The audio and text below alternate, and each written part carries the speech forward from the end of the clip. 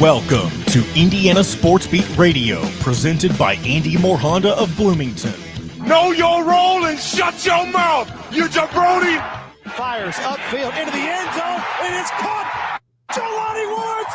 Touchdown! INDY! A 43-point night for Tyrese Halliburton. How do you like that, partner? Renew now, drives in low, throws up a shot. It doesn't go. Tipped up and in by Anthony Leal. Indiana takes the lead. It's pretty simple. I win. Google me. Now, here's your host, Jim Coyle. Hello, everybody. Welcome aboard on this Monday. Indiana Sports Beat Radio here. As always, Jim Coyle with you, joined by our good friend Greg Rakestraw from the ISB Sports Network. Don't forget, we're powered by Andy Moore Honda. Just get more to your door by going to andymore.com and the Autograph app, where real fans get unreal rewards. Just go to your Apple app or Google Play Store today and download the Autograph app. Use ISB Media as the code, so they let you know how they found him. Greg Rakestraw joining us. How are you, sir? Congratulations. I'm good, my friend. How are you? Good. How was your weekend? Weekend was in one sense laid back. I didn't really have, I had a weekend off from play-by-play, a fair amount of travel. So obviously last week, I was talking to you from Michigan. I made it home for about 30 hours, and now we are conducting this interview in Greensboro, North Carolina, at least from this end, and I'll be flying back tomorrow. So to some degree, I'll stop jet setting as of tomorrow. But then again, I've got an up and back to Atlanta coming up next week, and I've got two up and backs to Charlotte coming up at the end of the month. So I guess my jet setting isn't exactly stopping anytime soon. A lot going on down there that way. The 3SSB tournament for Adidas starts in Rock Hill, South Carolina, in about 8 days. So we got that going on. But the reason Greg's down there is to receive his Sportscaster of the Year for Indiana award. Congratulations again on that. So make sure that we acknowledge our good friend who pulling in. That's a big time, nice award. But have you won this award before? So there are a couple different versions of this award. So there is the Indiana Award from the Indiana Sports Writers and Sportscasters Association. And I have won that award twice, in 2015 and again in 2020/2021. This is the first time I have won the award from the National Sports Media Association. So they give out 50 different sportscasters, 50 different sports writers across the country, invite all of those to come down. Probably about half of the award winners actually come down to be a part of the ceremony. There is also a Hall of Fame ceremony from a national standpoint that takes place. So some of the honorees, Jason Stark, Andrea Kramer, Joe Buck, the late Roger Kahn are amongst some of those that are getting recognized. They had some awards last night in terms of Young Sports Writer of the Year, the Rune Arledge Innovation Award, various different things, best sports book, best sports documentary, best sideline reporter. So, and then there is a series of kind of, give back opportunities today in terms of educating young broadcasters. There's a lot of young broadcasters they bring in here for this event. So it's very cool. We're at the Grandover Resort in Greensboro that has 36 holes of golf attached to it. And frankly, for North Carolina in June/July, very lucky weather-wise. Supposed to be sunny and 83 today. So I'm not sure I'm hitting the links, but I may actually, exit the hotel and enjoy life a little bit today. Yeah, the weather, and even here, it's spectacular. That's what I heard. 50s last night, high of expected of 80 today. So that's Chamber of Commerce weather, baby, especially for July 1st. Holy cow. So, but congratulations again on your award. It's a big time deal. We're very, very proud to have you as a part of the show. We're very fortunate. It's either you or Don Fisher that wins this award. And we have both of you on during the year. So that's great. But congratulations. You're probably the hardest worker of all of those guys. I don't think there's anybody that puts in more time than you do covering Indiana athletics around the state. So congratulations. And thank you for all that you do. Well, I appreciate that. It's very kind of you. Thank you very much. Absolutely. So it's kind of kept you from having to work a little bit, I hope, by being away. I know that doesn't slow a lot of us down because of technology now, but it is a slower time. There's plenty of things going on. Don't get me wrong, with the fever and TBT coming up. Kyle Guy's on today. He's got the dizzy runs going. There's just a billion things. People don't understand. Someone was talking about on the Hoosier.com with basketball is only so many months a year. I'm like, what? What are you talking about?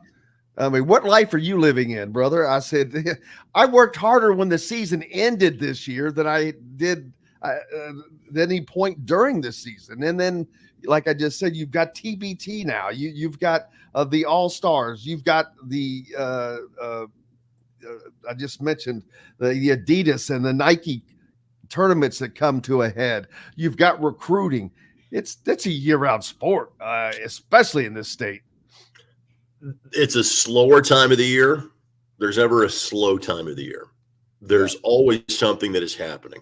And I was explaining this phenomenon last night to whomever I was talking with, and about, the change in life in terms of the way the Indiana Fever are viewed locally because of Caitlin Clark. And I said, it's amazing how it fits perfectly into the Indiana sports calendar, how the Fever season starts a week before the Indianapolis 500. And the Fever season wraps up at about the time the Indianapolis Colts regular season begins. I said it's the perfect placement in terms of between, again, from a professional sports standpoint, the Colts and Pacers, and then to some degree that also then would wrap up kind of as college football would get started. So there are plenty of events that fans can go out and kind of check out, but from a Fever standpoint, it absolutely fills a void. And one of the things that, when you compare just Indianapolis to other major sports markets, you've got some markets that have a big 4 or even a big 5.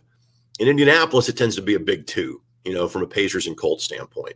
Now, we pay attention more to college sports than a lot of other major markets do. And obviously, we pay a lot more attention to high school sports than almost any other major market would. But there has still been something of a void. And I think the Indiana Fever now have a significant chance to fill that void. Although there's always sports out there that you can go find, depending on what your tastes are.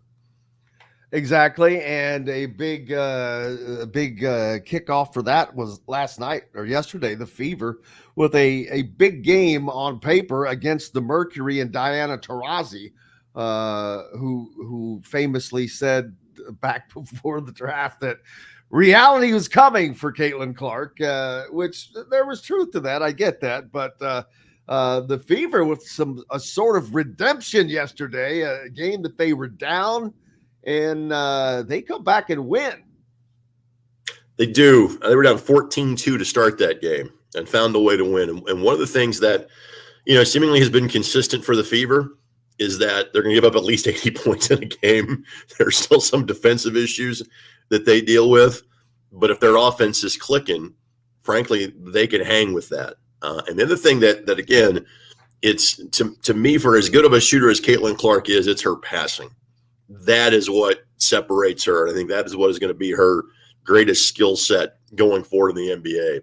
The way that they have found a way to have her and Boston play off of each other exceedingly well.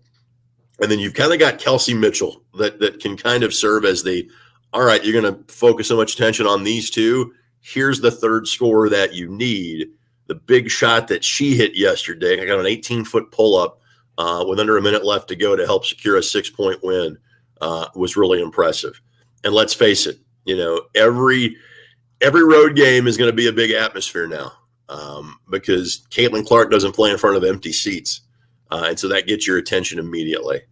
And to your point of reality, that quote from Diana Taurasi, I would point people to the Indiana Fever's Twitter account after yesterday's game. And after, other than the graphic that they showed showing the final score, the only text they put on it was reality check. I thought that was very well played. Yes, absolutely. I love that. And so much going on. The Olympic trials. there are a ton of Indiana-related athletes that will be participating in the Olympics. A lot of swimmers from Indiana. You've got what's his first name? The kid from Cole Hawker, the runner from Cathedral graduate who is already qualified, becoming the first to win back-to-back trials in the 1500 since Jim Ryan in 68 and 72. That's a long time for a record to stand, man. Yes, it is. And, the swimming part of it, I saw a graphic yesterday that just floored me. And that is that the state that has the most Olympian swimmers is Indiana with 6. Now, there's not exactly, there's probably 20 to 25 different states represented. So it's crazy to think of how that group is spread out. So 6 is far from a majority. But of all places to have the most Olympic swimmers, it's Indiana.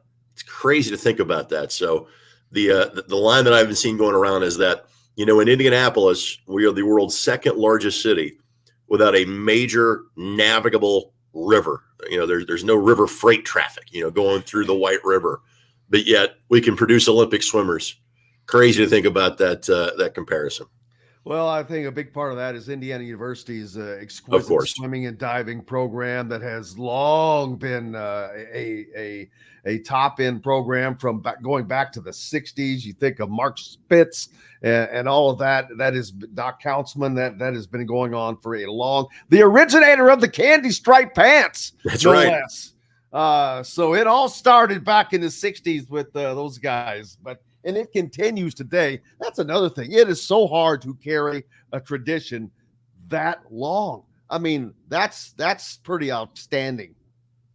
It is. Now, I will say this with the worthy nod to Indiana University swimming history, and obviously Lily King is kind of the modern torchbearer as far as that is concerned. The other element of this is the national level dominance of the Carmel Swimming Club. That has become now the other or more current half of that, because they have produced so many state championships in a row. And basically you have national level kids that come to Carmel to train to be a part of that. What that has also done is that is the rising tide that lifts all ships. And so there are programs like Zionsville and Fishers that likely would be state champions in almost any other state, that while they don't have a chance to catch Carmel, the team that finishes second in the Indiana State Championships every year is probably one of the better swimming teams in the nation. It's just that they don't have the opportunity to beat a team that has now won 20, 30, etc. consecutive state championships. Maybe the second place team should get an award on its own. It is if you ever watch the state swimming meet, it is a significant battle. Rarely does somebody celebrate second place. The teams that win second in Indiana tend to celebrate that like they won the state championship, because they know that first place is basically out of reach. Well, Greg Rakestraw, congratulations again on receiving your award this evening as being Sportscaster of the Year in Indiana. Much deserved, and we look forward to seeing the hardware next week. But congratulations, my friend. Thanks, buddy. Appreciate it. You betcha. Enjoy your trip. Safe travels and safe travels back home. Thanks, bud. That 4 a.m. wake-up call is going to come real soon tomorrow morning. I betcha. Greg Rakestraw, the Indiana Sportscaster of the Year, joining us today from the ISC Sports Network, live from North Carolina, where he's receiving that award. We've got plenty coming up today on the program. Todd Leary will join us as usual. Dustin Dopirak also. And Kyle Guy. They've got the Dizzy Runs coming up. Former national champion Kyle Guy from Indiana, of course, but won a national championship with Virginia. We'll talk to Kyle and much more. Thanks a lot for being with us here on the program. Indiana Sports Beat Radio, powered by Andy Moore Honda and brought to you by the Autograph app, where real fans get unreal rewards. Go to the Autograph app, your Apple app or Google Play Store. Download the Autograph app today and use ISB Media as your code, please. We're back with more right after this. We'll be right back for more Indiana Sports Beat Radio with Jim Coyle, presented by Andy Moore Honda of Bloomington. In the market. In the market.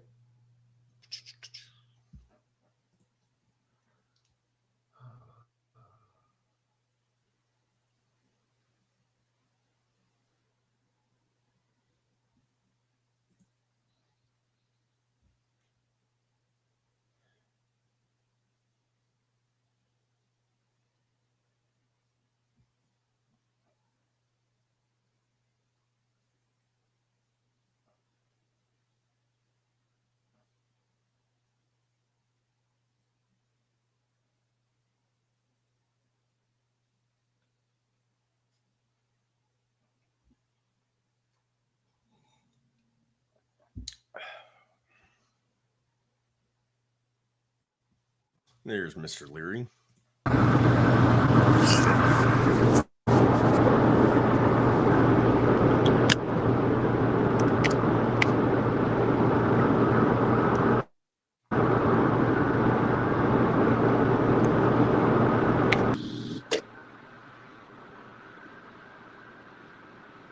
Can you hear me?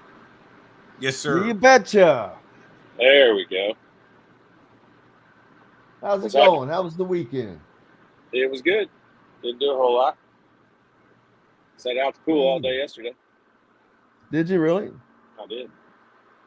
You're all zone or up at the deal? Or do y'all have one? The one by our house. Not the one up at the clubhouse.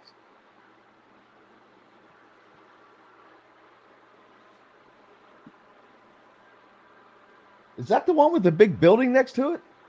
Or is that separate? Yeah. The one with the little rental unit thing or whatever. Yeah. Yeah, right off of 14 T-Box. Yeah. 13 green. Yep. What's happening? Anything? Oh, you know it, bro. Just they had a bunch of stuff over the weekend, but a lot of the guys didn't play. Yeah. Next week's the big deal. All right, here we go, guys. Nothing happened in IU basketball last week. Market Table has the largest selection of in-house made products around and everything you need to make a gourmet meal at home. Or pick out a tomahawk steak or a grouper filet and enjoy it cooked to perfection in Chop Shop Steakhouse. Chop Shop, Market and Table, a part of the Wild Food Group, is your butcher, baker, and fish house, no matter where you live. This segment is brought to you by MyJumpShot.com. Welcome back to Indiana Sports Beat Radio with Jim Coyle, presented by Andy Moore Honda of Bloomington. Welcome back, Indiana Sports Beat Radio on this Monday, getting your week started. Hope you had a great weekend. The weather was fantastic yesterday, and again today. It's unbelievable. Joined now by the shot doctor, Todd Leary, the Todd father. How are you, sir? How was your weekend? It was good. I like all my names I have. I think develop a new nickname every week. I know they kind of keep adding, and I'm like, roll it's easy. Just I like it. Roll them in there, man. Just keep rolling them in there. But an easy weekend. Not a lot going on. I know that there was some basketball happening that would normally have a lot more guys in it, but some of the AAU guys are preparing for the big tournaments that are coming up. The 3SSB starts July 9th. I'm not exactly sure when the EYBL starts, but it's right around there. They're all roughly the same time. Yeah, they're all roughly running the same time. So they got to get rested up for that because the Indiana Elite program, they're one of the favorites going down there. They're undefeated, and they're going down into that tournament as one of those that have a target on their back. But they have a real shot at winning that tournament, man. Yeah, they do. Like they are. We've said this all summer long, and I feel good about the fact I think we identified it pretty early. But that's a talented group of players, obviously. but they play really well together, and that's not something a lot of AAU teams can say. NBA teams can't either, but a lot of AAU teams just don't really ever gel, and that team gels. They've got unselfish guys, obviously with Sicily and Mullins and Moreno. But I mean, they've got other guys that don't get as much attention as those guys. I mean, Mark Zachary out of Ben Davis. I mean, that guy will make any team he's on, football or basketball, better. He's just a winner and a leader. And so, yeah, that group's got a great chance to win the AAU Nationals. And that's what an accomplishment that would be. Like, that's a big deal. There's a lot of really good players on those teams. And as you mentioned, like when you get the target on your back, like, you know, it's not just like they want to beat your team. Like, so all of a sudden Braylon Mullins just moved from 90th to 30th in the rankings. Well, he moved in front of 60 people, and he's probably going to play against a good number of those 60 people in the next couple of weeks. And those guys are going to want to prove why that was a mistake. And so you don't just pick up they want to beat your team and knock your undefeated team out. That you pick up the fact of they want to beat you individually, and that's what these guys are going to face going into the South Carolina tournament. A great point. And then you've got guys like Trent Sisley, who I think it's Mikel Brown, was a high-ranked player. He pretty much shut down in a game earlier. So there's just all kinds of storylines going into this. And we look forward to it. Hopefully that they can come back with a win. That would be just unbelievably cool. But another thing is these guys have been apart now for a while, right? Because they were on a run for a while playing in all these games. Then it got separated because of whatever, just different things, team camps, all the team camp situations that have been going on lately. I know Greenfield Central and Braylon have been playing in multiple different things in that level, and Trent as well. So now they've got to come back together. So they haven't even been playing together for a while. Yeah, the whole month of June always is there's no AAU tournaments. They're all team oriented. Let's your team, get some reps in together. And some of the, if they've had seniors that graduate, it gives some of the younger guys a chance to play with a Braylon Mullins. Like, it's a perfect example. His teammates and Sicily, that's a great example of guys who maybe had seniors that graduated and they're gone now.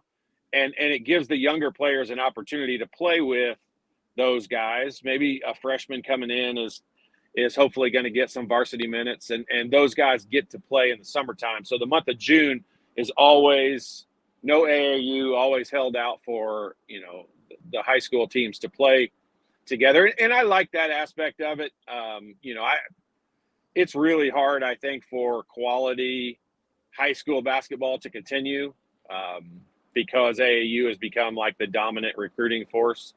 And you understand why. They're playing against better talent when they play in the AAU circuits. So, I mean, I get it. I'm not bashing the system. It's just that whole month of, you're right. Like, they're going to have to come back together, and they'll practice a time or two. I'm sure you don't practice a whole lot on these AAU teams, especially because guys are from all over the place. But they'll get together and practice a little bit, have a little kind of mini camp deal, and then go out and try to win a big tournament in South Carolina. Going forward, and I asked this just because of your general knowledge of the game, but how will coaches balance the portal versus recruiting freshmen? Because obviously any freshman, and I don't care how good they are, generally have an acclimation process, even the best of the best. Sure. Whereas the guys that are a transfer, maybe he's already played his freshman year, they've already gone through that. It would seem like, man, it would be awfully difficult to pass up on the portal versus a freshman. Although the freshmen, there are guys like Braylon Mullins and Trent Sisley who are, from the state, who have so many the ties that people want to see. So it's a difficult balance, and I don't know how you find that edge. Well, and so it's going to continue to evolve every year. We're in the midst of 3 years of watching this thing change and get a little bit different every year. But I think the top players of the country. I don't even want to throw out a number because I don't know if it's 25 or 50 or whatever it is. But I mean, the top players in high school in the country are going to get recruited. They're going to get drafted. They're going to get recruited and get to go somewhere. Drafted. It's basically a draft. Pretty close to the same thing. But they're going to get to go somewhere of their choosing for the most part. But beyond that, the guys who in this new era of NIL, the transfer portal, the real players that get hurt are, I'll say like lower than 50 or maybe lower than 100 in high school in a rating system, because those are the guys who are definitely going to get passed over for a portal guy. And definitely is not that's probably too strong, but there's going to be some instances where that's not the case. But coaches now not just have to balance whether a guy is going to be able to play at your level. Now the coaches have to almost guess how he's going to transition immediately, because you need results pretty much right away, because not because of your job security necessarily, but more because other teams are going to improve so quickly, so fast every year. And, the Big Ten was down last year. Who knows how the portal helps some of those teams that were kind of in the bottom tier jump way back up. I mean, Nebraska was good. Penn State was good. Those teams that maybe Northwestern, those teams that maybe aren't annually great teams had good seasons. And so, how you got to almost make sure that you keep up with those teams. And in doing so, you got to balance bringing in freshman recruits along with you almost got to evaluate them on a second level and say, okay, is a portal guy who I think can help me now a better option than a freshman kid I know I'm going to get for 2, 3, 4 seasons? And so that it becomes just an added measure of what they do with these kids, because they're still going to recruit the high school kids, just not as deep as they used to recruit them. I mean, it used to be, a kid could be ranked 300. I mean, how many IU players, Victor Oladipo, OG Anunoby, Juwan Morgan, those players were not highly recruited and became extremely successful, great players.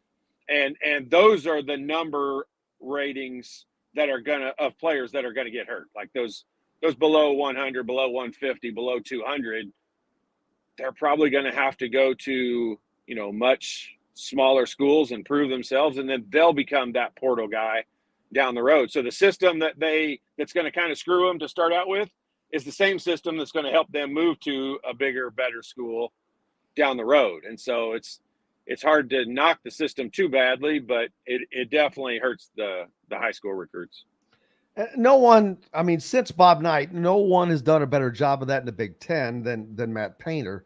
But I also see that he's the last to switch out of that. And I think that he's going to have to start becoming more of a portal guy in essence. But there's maybe not. Maybe he's able to continue getting the guys that he wants that will stay. Because that's the thing is getting everybody can get the guys they want. It's keeping them. It's not having to recruit them year after year. He's been able to get away with that, but it's been the early onset of all of this, and they had Zach Edey, so there's not a lot of reason for people to leave during that period. Now we've already seen them lose Kanan Catchings over new age stuff that I'll call it. Sure. But I think that this is the last year. There's no way a team can bring in 6 freshmen, although now it's 5, but no way someone can bring in 6 freshmen going forward. I don't think, unless it's a Fab 5 type of situation. Well, but here's one way to look at that. If you take they've got this system and the kind of the culture. I'll use the buzzword is thrown around a lot now, but them and UConn, they have a culture of winning for one, but they have a culture of doing it with guys that are kind of their guys, that are UConn guys or Purdue guys or whatever. And so when you already have that and you're successful, it's much easier to continue on with that process. I do think Purdue and UConn and teams like that have an opportunity to, continue to develop their players, have them come in. The hard part's going to be selling a kid on saying, hey, come to Purdue and, you're going to probably sit for a year. I mean, I think that's probably the Kanan Ketching situation is, he could go somewhere and play immediately or he could go to Purdue and possibly have to sit or, work his way into the lineup, which might be a lot more difficult scenario. And so I think Purdue, it's sustainable for them to continue doing it the way that they're doing it. But they've not, I mean, you think about it, their last 2 seasons have been extremely successful, and they've had a portal guy that started on their team both years. So it's not like they don't use the portal. They've just been very selective. They use it much less than other teams, but the one guy they bring in every year is a very important piece because he tends to play and start. And so, as a matter of fact, Lance Jones just signed a deal with the Indiana Pacers, I believe. A 10-day, one of those 10-day deals, but that's a big deal. You got a shot. It gives you a shot. So that's all that matters. And here's what's big about that. Okay. Hey, he seemed like a great kid. His story when his father passing away, all of that. It's a great story. He's a great kid. We're even Indiana fans, like you're rooting for him. You're rooting for him as a person. But the likelihood of him making the Pacers is pretty small. Like he would have to really turn some heads when he goes to their summer league and all that. But the important part of the summer league is when you get invited to play at a summer league, now your value going overseas afterwards just skyrocketed because now you technically are from the NBA. So when a team from France or Italy or wherever, advertises you coming over, like they've got a, guy from the NBA. And that's what the summer league does for you a bunch. Yeah, Philip points out you've got to recruit high school kids to develop relationships to help when recruiting them in the portal later, probably, which is a good point. Philip, that you don't even know how much you hit the nail on the head there. Like that is so true because one, kids and parents, especially moms, don't forget if there was a bad recruiting situation or if you're just completely looked over or not given any attention whatsoever. And in a lot of cases, not just any attention, but enough attention and the right attention. And so, Philip is right. You're definitely correct in saying that is a factor in, hey, you better make yourself look pretty good in the recruiting process because when it gets down the road a little bit and, that player goes to a lower conference and has a great year and then comes out of it, if they're all of a sudden being recruited right now, like I know for a fact that's a factor in a certain player that was from Bloomington that went off to another school in another state and then now was a more sought after player this season and Indiana wasn't really in the running because they kind of ignored him being from Bloomington in the first place. And so, yes, great point, Philip, because that is for sure a factor. Eric Gordon, man, Father Time has nothing on him. He is now going to be going into his 17th NBA season. He signs a new contract with, going to Philly, I think? Yeah, 76ers for the next year. His deal is expected to be the veterans minimum, which is estimated to be around $3.3 million. But he turned down, I think, a deal that was more than that. So I'm kind of not understanding how that worked out. Maybe it's just because for a better team. Yeah, I'm sure at this point, like, when you're in your 17th season, like he's made a lot of money. The money is a factor. I'm not saying that. But when you've made that amount of money and you've played this long in your career, like you want to win. Like this is an Al Horford situation, kind of completing your career. You are much more analyzing a team's ability to win the division and have a chance to win an NBA Finals. That factors a lot more into it than it did in maybe your second contract or something much earlier on in your career. His money, his financial situation is, I'm just going to speak for him here. Don't even know him, but I'm just going to say it's probably pretty solid. And so the money is less of a factor, and winning, I'm sure, is a much bigger deal. Al Horford is the prime example of that for this coming season. I doubt he would have even cared what his salary was as long as he had a chance to win a championship, and it paid off big time for him. Yeah, because actually the deal that Eric Gordon turned down was actually $100,000 less or more than the one he took. He turned down the Suns' $3.4 million option, and going instead for a $3 million to play with the Phillies. But you just mentioned Al Horford. Eric Gordon is one of only, I think, 5 active players to have that. LeBron James, 21 seasons. Kyle Lowry, 18. Mike Conley, another Indiana guy, Yep. in his 17th season. I didn't realize that they were the same year. Yeah, I couldn't have told you that either. But Wow. Al Horford in his 17th year, and Thaddeus Young, 17 as well. But well, man, I don't think they went to college for the same amount of time. So I no, don't think they were the same obviously year. Mike Conley was in for at least 3 years, I think, probably.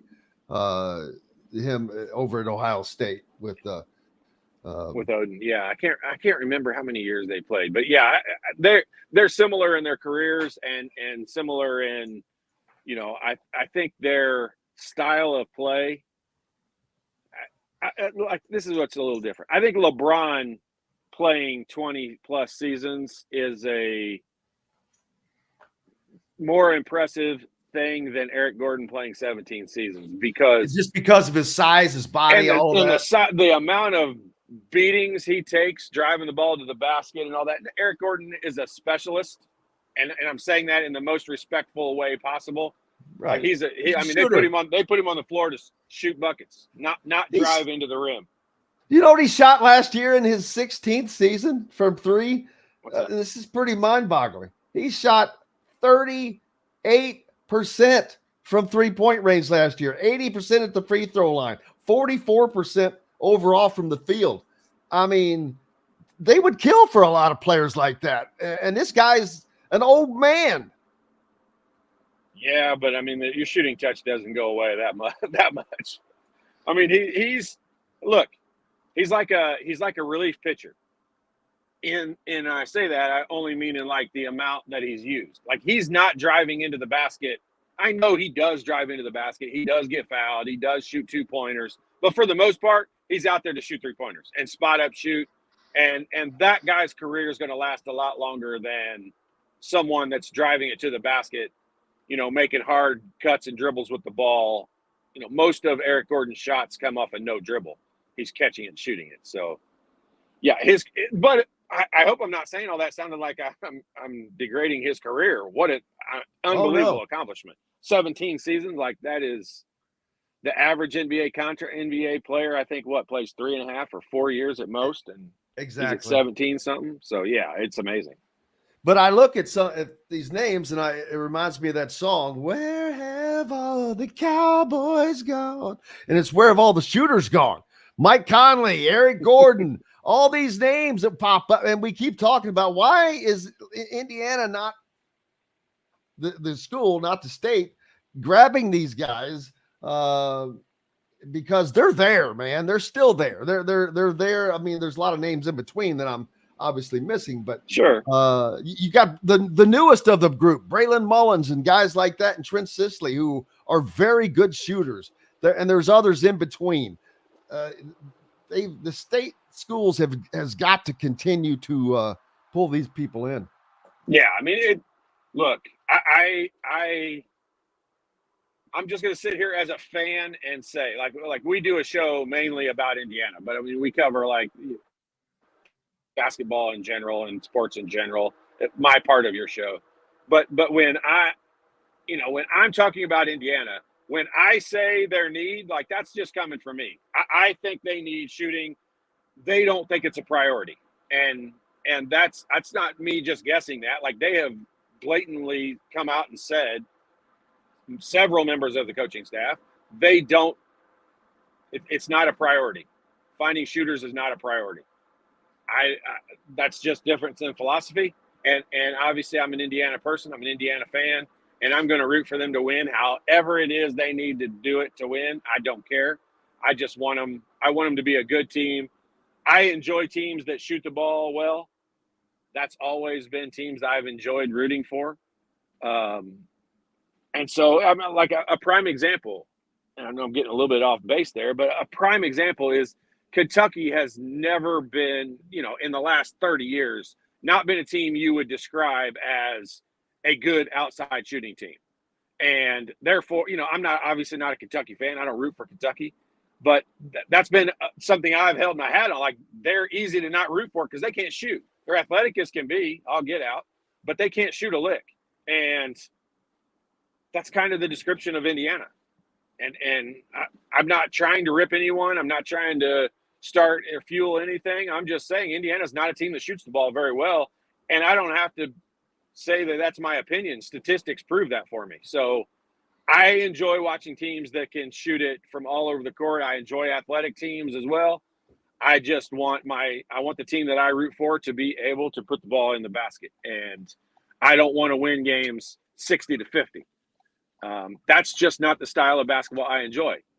Doesn't mean that I'm right and they're wrong. I'm just saying I wish it was a much bigger factor. There are too many talented shooters out of the state of Indiana to summarize everything you just said in my very long-winded version. There's too many good players in the state of Indiana that shoot the ball that Indiana isn't in on or wasn't in on early enough. We're going to take a quick break. When we come back, we'll get Todd's opinion on the upcoming season, although there's very little to base it on yet. It's just all prognostication and thinking and thought. But if you're going to get that stuff, you might as well get it from the smartest people around. And I vote on Todd, not me. Okay. So we've got lots more coming up. Brought to you by Remax Realty, Cheryl Sizemore. If you're in the market for a home in the Indianapolis area, you need Cheryl and her 2 decades of experience. It could be the difference between getting the home you want or not. Reach out to her, Cheryl at IndyHomePros.com. We're back with more Indiana Sports Beat Radio and Todd Leary right after this. We'll be right back for more Indiana Sports Beat Radio with Jim Coyle, presented by Andy Moore Honda of Bloomington. If you're looking for a where are you headed today? Illinois. When do you get back? I'll be back tonight sometime. Oh, be late though. Yeah. All right, what's up? Bad. I was gonna say, let's go over and play. How'd you join over there? The country club? Oh, well, we'll talk. Club? We'll talk about that later. Oh, okay, cool.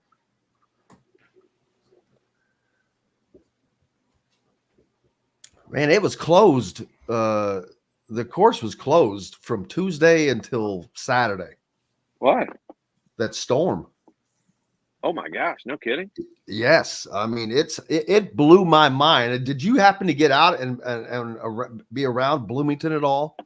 Well, afterwards, not till actually I got home late that night, so not till the next day. But yeah, it blew my mind. I was coming back from Dr. J's office that day. Oh yeah, ironically, and so I'm coming through Salem, and I'm like, oh hell. It was black. And I'm like, I didn't know we were expecting. So I was trying to pull up my radar, which that's a whole different deal, trying to get that in Salem. You might as well be in the Mojave Desert. But I saw, I'm like, oh God, we're going to get slammed. But by the time I got to Bloomington, it had already come through, but I could see the remnants. And I'm like, holy shit. Yeah. It looked like a tornado. It looked like a war zone for sure.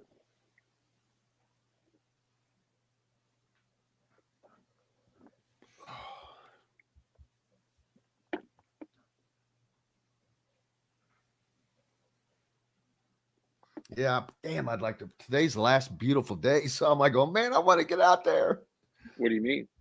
Just no, but I mean, like there's no no humidity. There's no. Yesterday was awesome. It's like last night was like it was like a fall day yesterday. Yeah.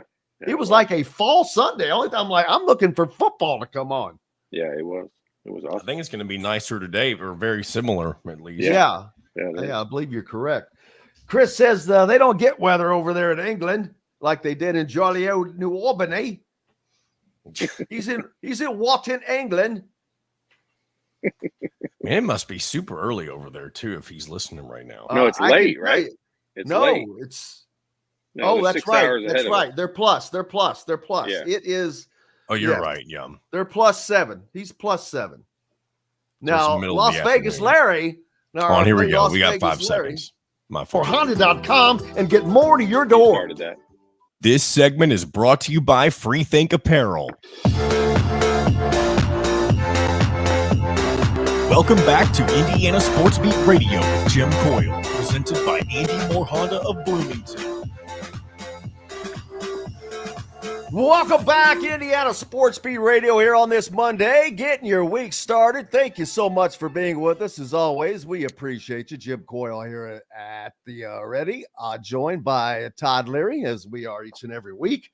Brought to you by our friends over at Freethink Apparel, where you can get everything you need, whether it's T-shirts for a family reunion or a recreational baseball, softball league. Get your vehicle wrapped, or items for your business, promotional items as well. Reach out to freethinkapparel.com for all of that and much more. Todd Leary, we're a ways from the season. Obviously, it's a quiet time in now for college basketball because there's nothing to be gained now. The rosters are basically set. The teams are practicing, going through the first part of training, which sucks. It's you see the pictures. It's all about out running in the sand and throwing the medicine balls and just getting your body in shape, I guess, for the demand that is the season. Which that's getting your body in shape. Getting yourself in shape and getting your body in shape are two totally different things. It's the same for football. It's a different shape than it is for basketball, but basketball also has its body shape. You have to get your body in a different shape than your cardio. Yeah. Oh, no question about that. Like it is, you got to build up muscle and build up strength. But then the flip side of that, you also have to, make sure endurance wise that the cardio side of it, which is most people's least favorite part of it. Like it's difficult. Always hated it. Funny. Like some people are just better runners than others. Like some people just have better lung capacity. My brother ran cross country and played soccer. I played football and ran sprints, and it was always a sprint type of thing. That running crap, I'm like, that's for the birds, man. It's a whole nother level of athleticism. But I mean, there are some people that are just, it's like your ability to jump. Like, yes, you can make yourself stronger and all that to where you can jump a little bit higher. But I mean, if you're not given the God-given ability to jump a little bit, like you can't go from a guy who's really unathletic to super athletic just by working out. Like it's got to be some God-given talent. Well, it's the same thing with, in my opinion, with like your lung capacity and all that. Because guys like Lawrence Funderburg, he's always my example because he never worked out more than what we just did as a group. And he won every sprint. He won every long distance running thing we did. He didn't have to train for anything. He could go, he's like a gazelle. He could just go all day long and never get tired. And I was always amazed at that. And it's cool for those people that have it, but for the majority of us that don't, this time of year is not exciting when it comes to, the training process. This is the part that, later in the year in November and December, when the season starts, everybody gets hyped and excited then, but the players are really ready for the season to start because they put in all this work. The hard work that you talk about in order to get better in player development is right now. And that's the part we don't see as, everyday fans, how much hard work they put into it. Yeah, some people have those natural hops, like our good friend Pat Graham. Right? He could jump out of the gym, right? He could. Pat could jump out of the gym. Yeah. Is that right? Pat was very athletic. Oh, yeah. That was. I knew he was athletic. I didn't know he had the hops. Oh, yeah. He could 360 dunk. Pat was very athletic. Yep. Well, told you, daggone, couldn't keep that foot Pat healthy, Knight? man. Pat Knight? Not very athletic. You're confusing your Pats. Oh, good. Both of them great guys. Either way. Awesome. All right. Thoughts on it's early. It is early. It's way too early because we haven't seen jack squat. We've never even seen Ja'Kai Newton play. And half the guys on Indiana's team you've seen play, but you've seen them play in different roles in different places. But Indiana is looking like one of the favorites to win the Big Ten championship this year. And I hate to say that because it sounds homerish, but I'm like, all right. I'm like, where else you going to go? I don't, UCLA is going to be up there as well. I know a lot of people are still putting Purdue up there, but I don't think that they're going to have the overall talent to win the Big Ten this year. I think they're going to win games. They're not going to get, run out, but I don't think they're going to end up at the top. And I don't know who else is going to, besides Indiana and UCLA, I don't know, is it going to be Michigan State? Is it going to be Maryland? Is it going to be Ohio State? I don't know who else is going to challenge them at the top. Yeah, I mean, you said it. It's July 1st. Like, it's very difficult to even kind of make those predictions because of kind of what I talked about in the last segment in that the players are doing their development right now. Like, who's going to get better? Who's going to improve? Who's going to gel and play together? That's the one part of this Indiana team we're not going to know a whole lot about until, mid to late November when we've seen them play together several times, because you got a lot of new pieces and it's going to be a little different style of play. Last year, Indiana ran a lot of stuff that included, I remember going to practice several times last year and, almost it was mentioned multiple times in every practice I went to about Indiana throwing the ball up in the air to Khalil Ware. Lobs, get it up around the rim, let him go get it. And that was stressed a ton in every practice that I went to. And that's not what this team's going to be. This team is not, they don't have that guy. And Omar Ballo is a big physical body inside, but he's not a throw it up anywhere up by the rim and he'll go get it kind of player. Neither is Malik Renew. So they're going to be a little different style of big team than what they were last year. But the real piece that I think everyone is just going to be waiting to see, and we don't really get an early preview of it, is how the guards are going to gel together, how these guys are all going to come in, and, where's Trey Galloway going to fit in? And Anthony Leal made a great, run and pitch for playing time at the end of the season last year. How's he going to be able to stay in the lineup or work his way into the lineup? With all these new guys, we don't know enough about them. And Ja'Kai Newton is, like a bonus piece that we all just can't. It's like you opened all your Christmas presents and then, they hold out, your parents hold out one present for you to open like later in the day. Like that's what my grandparents used to do. It was always fun. But after a couple of years, you kind of know that present's coming eventually, but you still don't ever get to see it early. You got to wait for it. And that's what Ja'Kai Newton is for us. Like, we don't know. We know he's there. We know we're going to get to see him play, but we just don't know what, how much the injuries are going to play into it and how good he's going to be. And hey, no one in the world besides Indiana fans wants this dude to surprise us with being that piece that makes them really, really good. Yeah, it's one of the unknowns, man. It's one of the unknowns. Well, be safe out there today, man. We'll do it. And try to get back. So it's a beautiful day. Enjoy this weather. So you're not on the road so long. But I'm gonna see it from the van all day today, but I'll be back tomorrow, hopefully. I hear you. I'm used to looking at it through the windows myself, bro. Yep. But big thanks. What we've got to we've got to start getting some students, some Todd Leary students on. We'll get them on. As a matter of fact, Xavier Robinson, I need to get him on. I think he ends up at Notre Dame, by the way. I really do. And Micah Shrewsbury is doing a hell of a job. It's going to be sooner rather than later that Notre Dame is a factor in college basketball, I believe. No, it is, because he's not just a good coach. He's likable.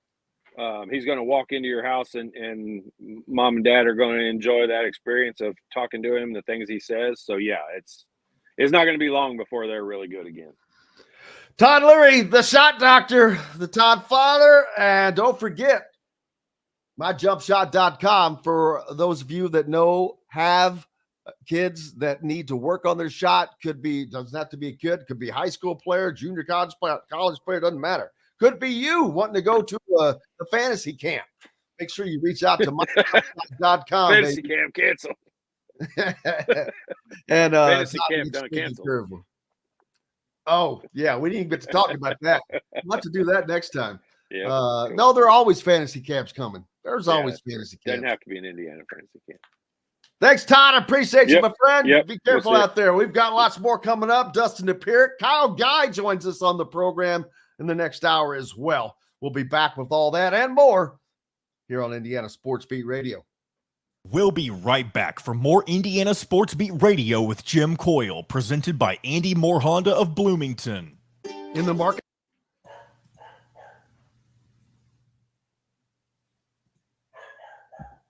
I just sent you a thing for Kyle. Morning, Dustin. Hey, guys.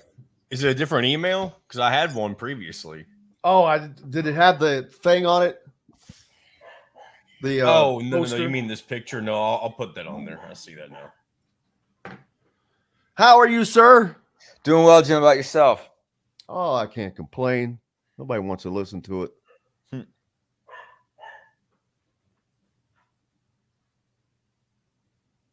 Man, the big talk about Tyrese Halliburton at the WWE. Everybody's talking about that. Are they? I mean, I saw it. I thought it was hilarious, but that's a good heel. It's a great. I think that was the smartest thing he could have done. He just broadened his awareness to people. I mean, he's been sticking his nose in that for years. I mean, basically, he goes for everything. Like anytime it's an indie, he goes. He's a huge wrestling fan. He's really into that. So like anything, he basically I mean, he would have done that. You know, that I'm sure that wasn't like a tough deal to get him to do that. He would show up for that any day of the week. He drove the pace car 2 years ago at Indianapolis. So.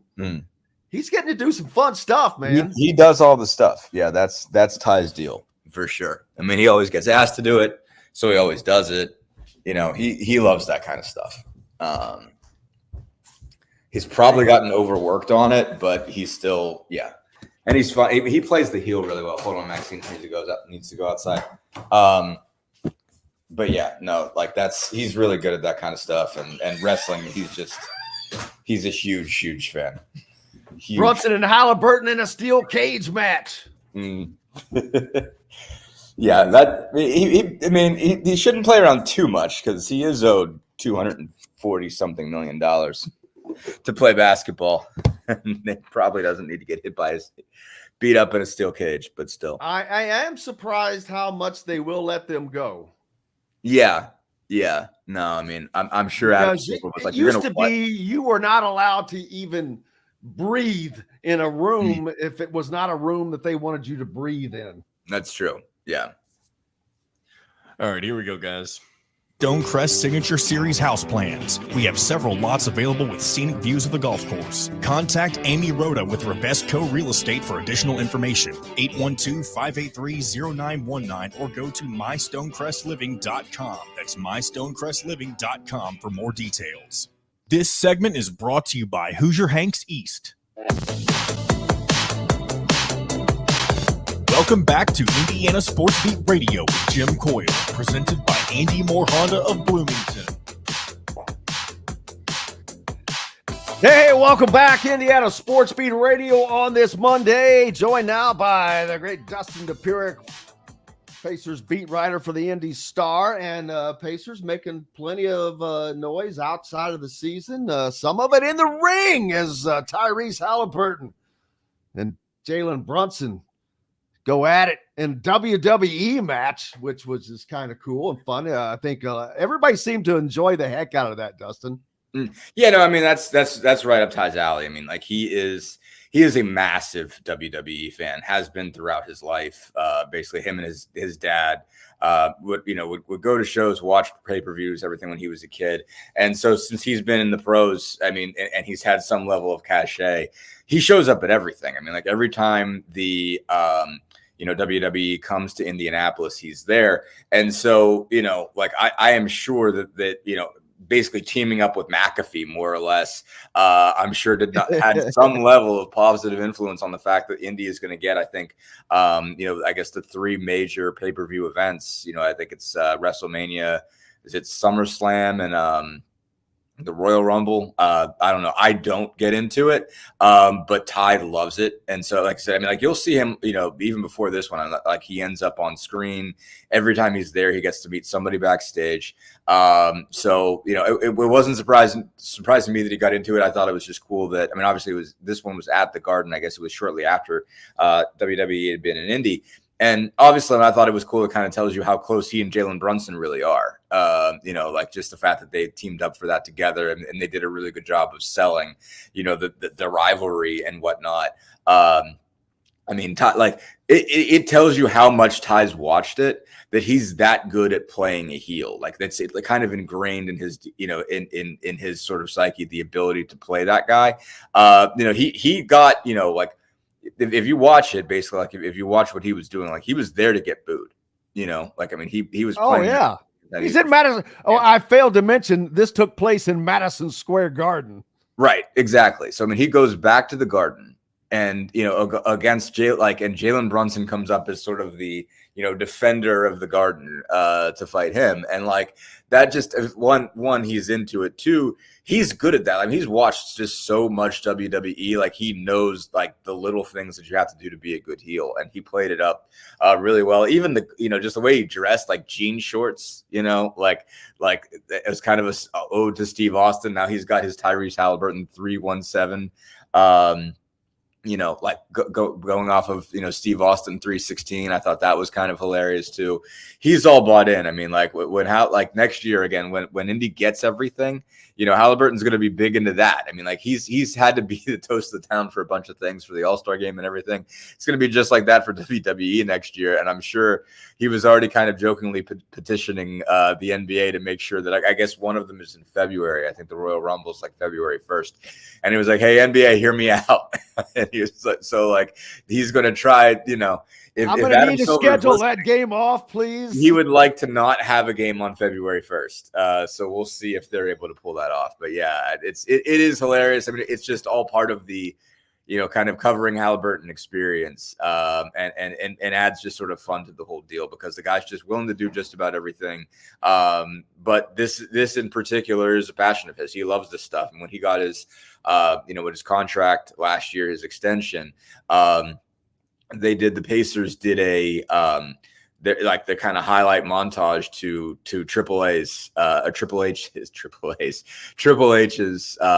entrance music, which is a song called "The Game" by Motorhead, which was interesting because certainly I don't imagine Tyrese regularly listening to metal, but he that's he thinks of that as that's Triple A's entrance music and everything like that. Like he is into that stuff. So I thought it's cool to see that. It's cool to see somebody that's that big of a fan get to embrace it, and it seems like it's a blast. And it was kind of the last cool thing he got to do, I guess, before, he's got to be in Vegas in 4 days to start Olympic training. And obviously he's going to get right with his hamstring, but it was fun to, check that. I didn't know it was going to be on. I hadn't even written anything about it, but I just saw it start popping up the video on Twitter. And I thought that was hilarious.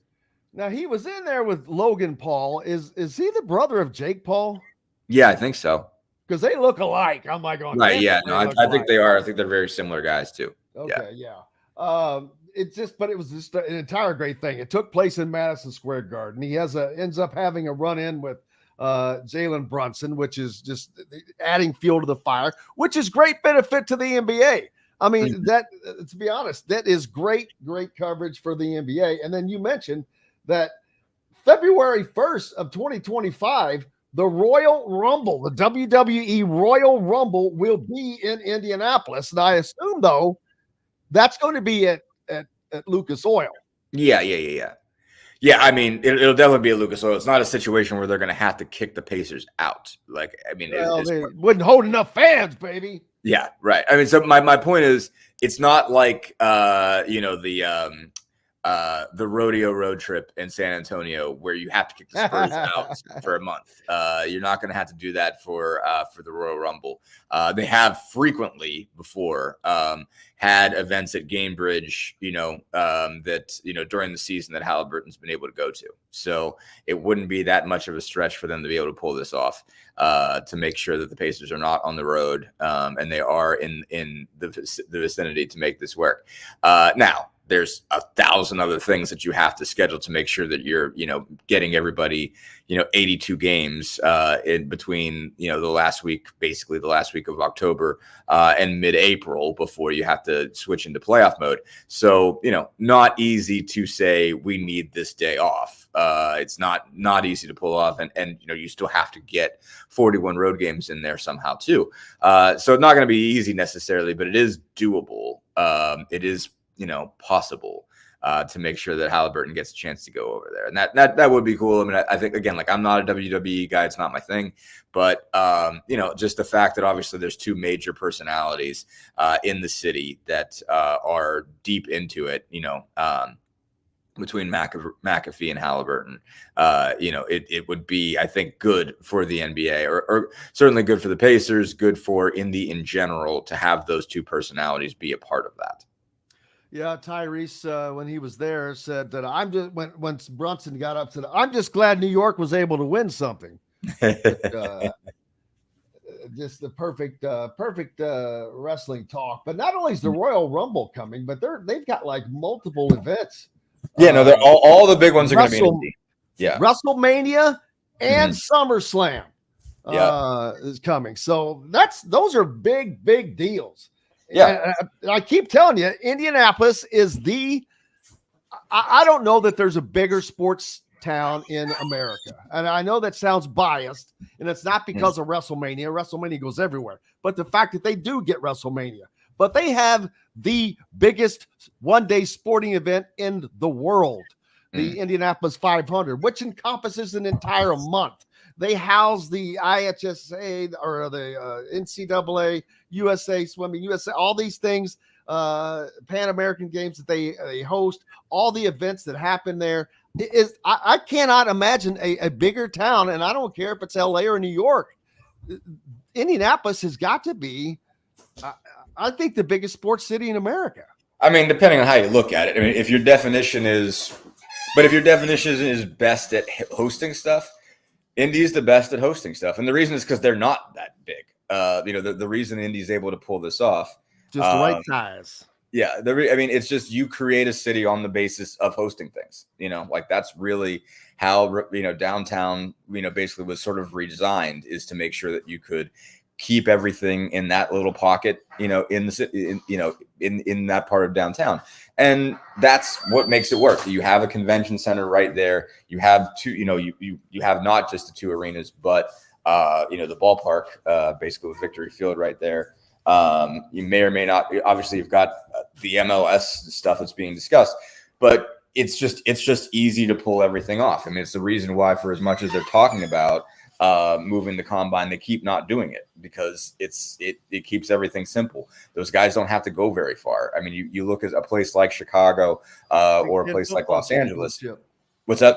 Yeah, Big Ten football championship. Right, Big Ten football championship. All these things are easier to pull off in Indy than they are in other places. I mean, if you've covered Big Ten, even just the Big Ten tournament in Chicago, it's much more logistically difficult. I mean, like I haven't in a few years, obviously, but you usually have to stay at a Marriott that requires you to take a bus to get to the United Center. So it's stuff like that where you can just walk to everything in Indy, and it makes it simple. And again, because it's kind of on rails, more or less. I mean, Indy's able to do it because they're so used to, again, it's set up well. They're used to doing it. They know what they have to do, and it fits in that little pocket, and you don't have to have people going outside of sort of, for lack of a better term, a campus to do anything.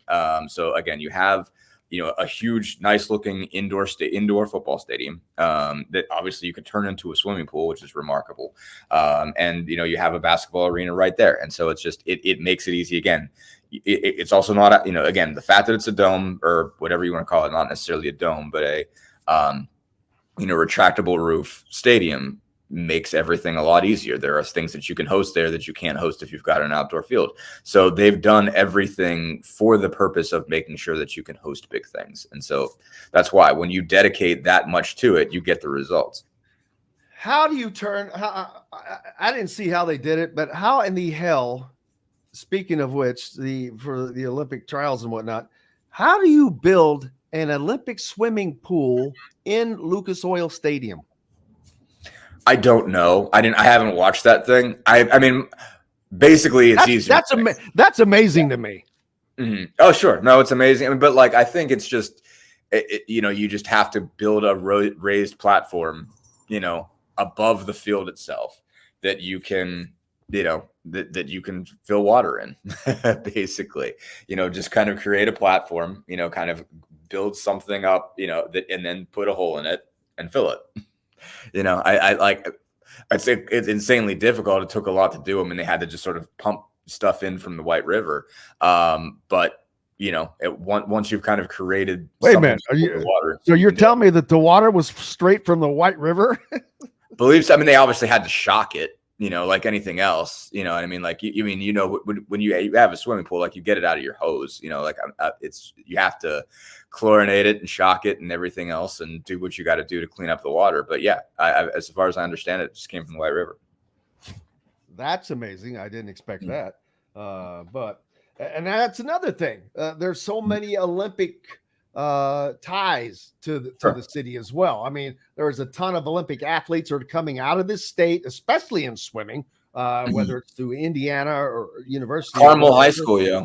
Carmel High School. We talked about that earlier. They are one of the top, not just high school programs, just programs in the country. It's amazing, but they've got, their school has more students than a lot of small colleges. Yeah, it's humongous. No, I mean, if you've ever been to Carmel, it's absurd. It's absolutely absurd.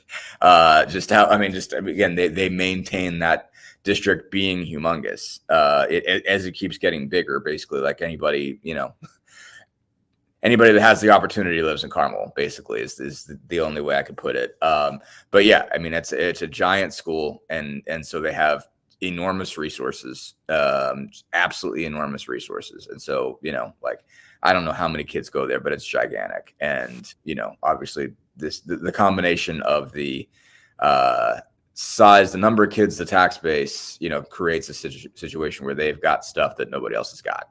So, yeah, that's all I'll say about that. But yeah, Carmel is obviously they have the capacity to be good at everything, and they pretty much are.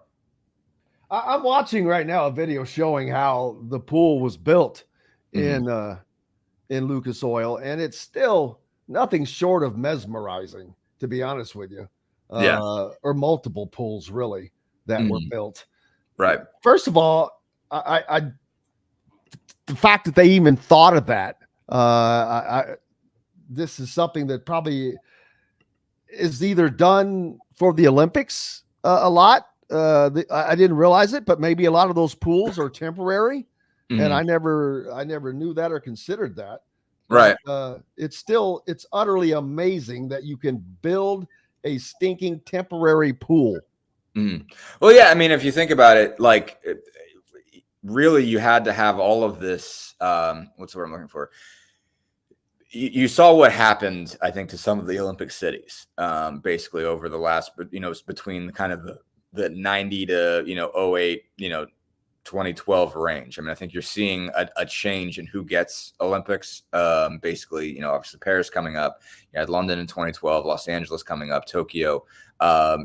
It's bigger sort of wealthy cities, you know, lately, because you saw some other cities basically have major debt crises. Obviously, Athens being the central, you know, the biggest example of that. I mean, Greece had major financial problems after hosting the Olympics in 2004, because you have to build all these things and it requires so much debt service and it doesn't get used. You have to find what other ways to use it. I was just in Barcelona a couple of weeks ago, obviously, or I guess it was a week and a half ago now, or no, a little bit more than that.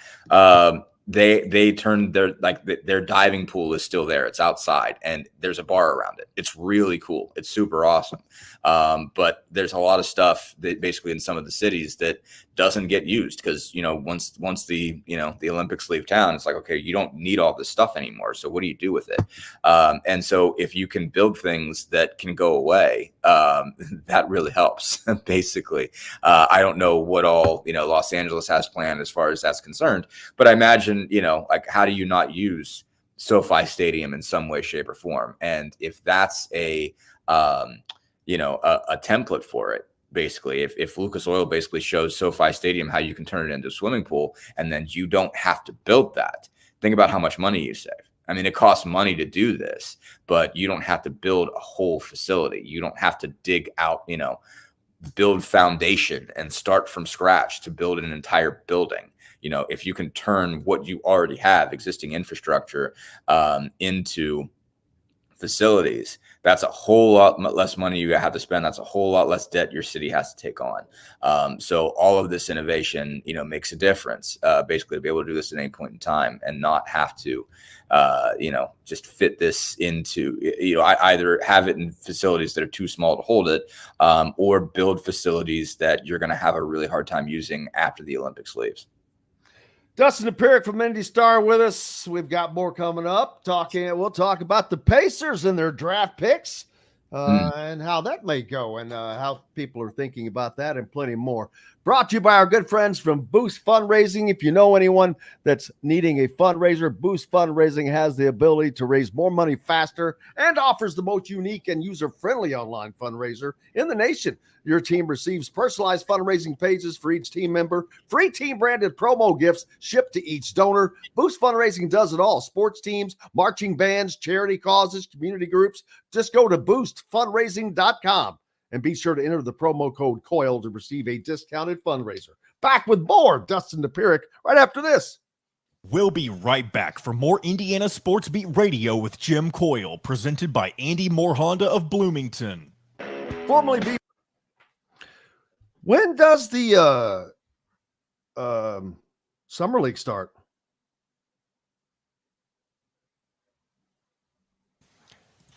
Did he freeze? I think he froze, didn't he? Is Kyle Guy not coming on at 10 now? He is. Oh, okay. I just heard you say Dustin Dopirak coming back for Pacers talk. Shit.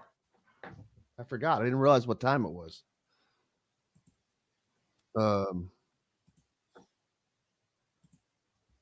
These Mondays screw me up, man.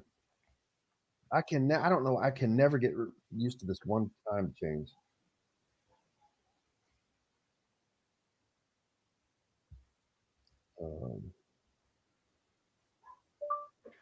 Ready whenever you are.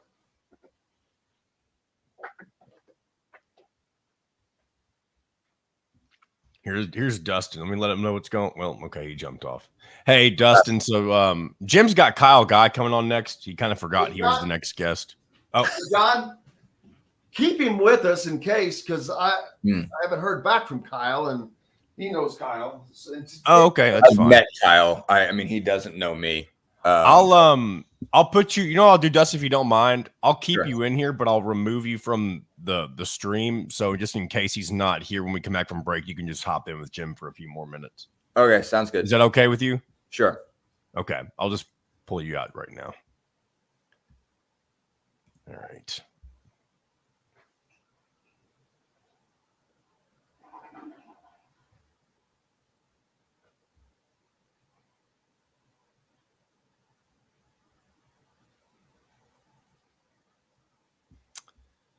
All right.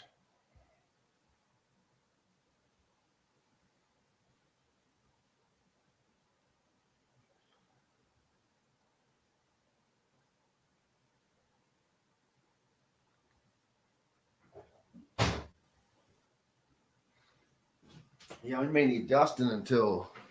Yeah, and he has it in his email. I just sent him a text with the link as well, just in case he can't find it. So I texted him, said ready whenever you are. All right, we got 30 seconds. If he doesn't pop in, I'll just bring Dustin back in for a few more minutes. I'll get a brand new Honda with no payments for 90 days. That's right, 2023 and 2024 Honda Pilots, HRVs, CRVs, Honda Ridgelines, payment free for 90 days. Or get 0.9% APR financing for 36 months on a 2023 Honda Ridgeline. Go to anymoreHonda.com and get more to your door. This segment is brought to you by the Fresh Fork in Bloomington.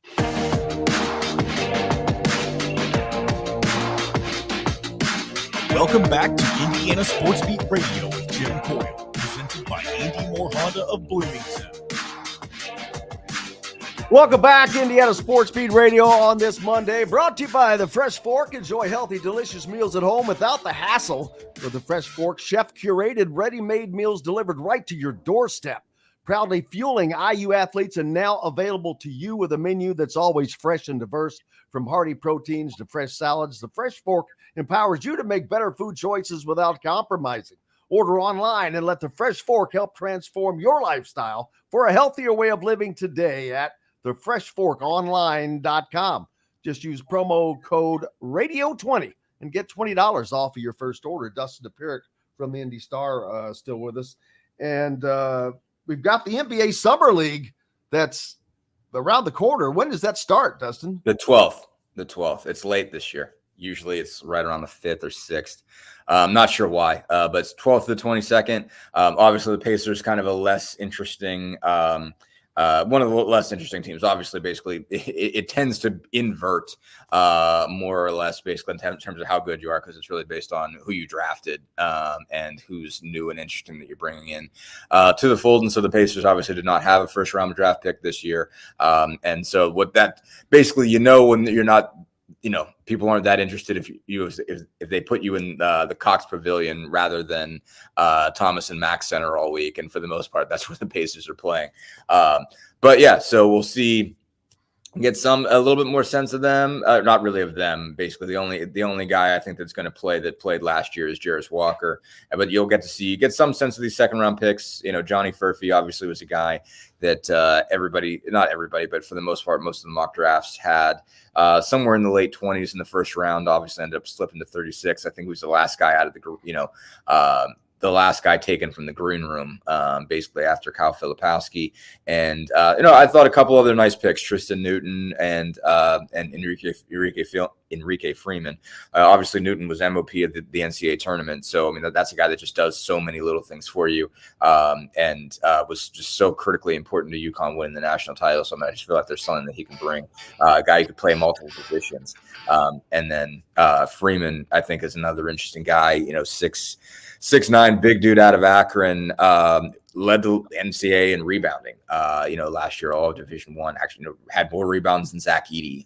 Again, obviously playing in the MAC, which is different, but still versatile guy, interesting player. So we'll get a sense of who they are, and how they might be able to fit. I don't think anyone has a clear path to getting a rotation spot for this Pacers group, but you could at least see some way in which they might be able to make some contributions. Yeah, looking forward to that. That's become a fun thing to watch. It used to not be that deal, but now it's something that everybody kind of gets into, looks forward to. It's another addition to summer viewing, Sure. summer basketball. And if anybody doesn't think basketball is a year-round sport, they're out of their mind, especially in this state.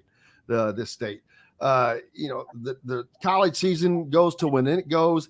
And even when it ends, it doesn't end. Then it goes back crazy because of the transfer portal, Sure. And all of that, the recruiting that goes along with it, the all-star games that high school all-star games that follow that, the AAU that follows that. That runs all the way up to July. And then we've got TBT and we've got Summer League. You've got, and now the WNBA that everybody's watching as well. So yeah, sure. There are no gaps in basketball now. Really, there are no gaps really just between the NBA and the WNBA. Basically, I mean, there is no space more or less between. I mean, I think maybe the WNBA gets done a couple weeks before the NBA starts. That's about the extent of it. So, now if you just consider those two, it bridges the gap. But obviously this year you've got Olympics on top of it, more or less like right after Summer League's over. And now, everybody only watches Summer League for the first, 2 or 3 games, because after that you stop playing your top players. Basically, you give the rookies about 3 games, maybe 4 tops. By the end of it, you're checking to see who you're going to put in the G League that year. So, it's not necessarily something that holds everybody's attention throughout the course of it. But the first couple of days, obviously, when you want to see, certainly last year, when Wembanyama was coming in, it was the first time you got to see Wembanyama playing other NBA guys, was definitely a show. And so he didn't perform very well in that, but you got a sense of what it was going to look like. And certainly he, basically at least met everybody's expectations for a rookie. This year will be different because you're looking at guys that don't necessarily have the same level of hype, but Alex Sarr, Zachary Risache are going to be interesting guys to watch, and Reed Shepherd and Stephen Castle. It's not going to be the same as last year, but there are going to be some interesting players you see.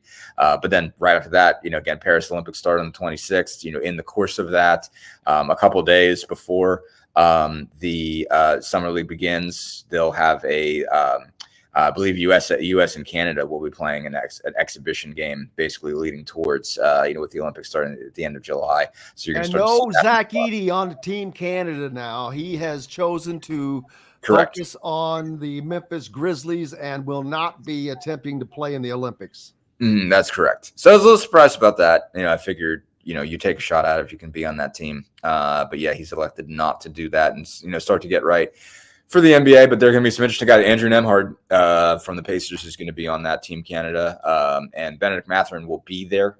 He is not healthy enough to play. Basically, obviously he's just coming off the torn labrum, so he's still working his way back. But he, they're going to be so that's going to be interesting, obviously, just to see Halliburton and Nembhard go up against each other at some point. Obviously, Halliburton's not going to be.